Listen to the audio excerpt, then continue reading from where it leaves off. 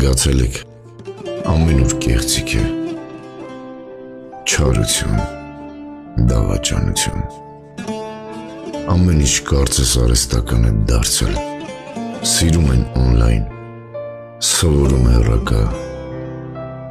ընտանիք կազմում սոս ցանցերով, այս անիրավ կյանքում գրեթե վերացել է մարդ հասկացողությունը,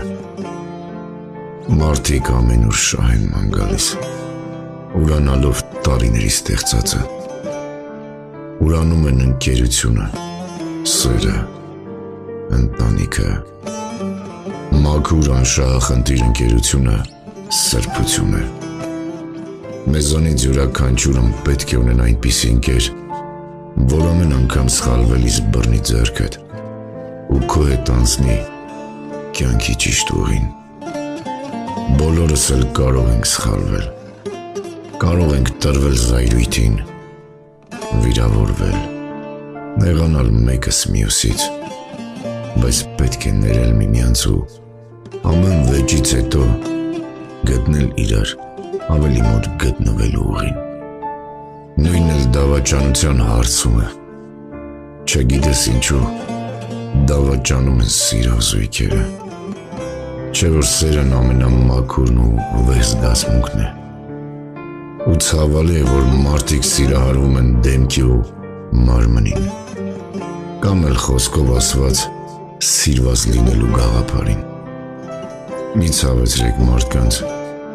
որ անտարբերության չմատնվեք, ամեն տված ցավից հետո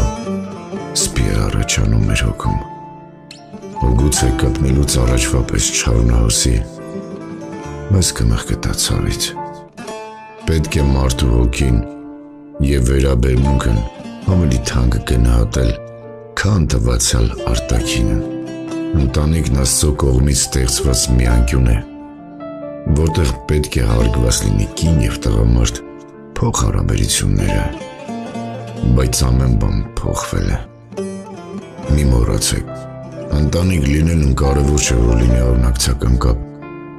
ընտանիքն ես կբնութագրեմ սիրո հոմանիշ, դա այն սերն է, որ կարող է կողքից չլինել, չերևա, բայց միշտ գոյություն ունենա, որպես հենարան, հոգով սրտով պետք է հավատարիմ մնալ մեր ընտրությանը, մի տրվեք գայթակղություններին, ու հիշեք, տեսանելին հասանելի է բոլորին,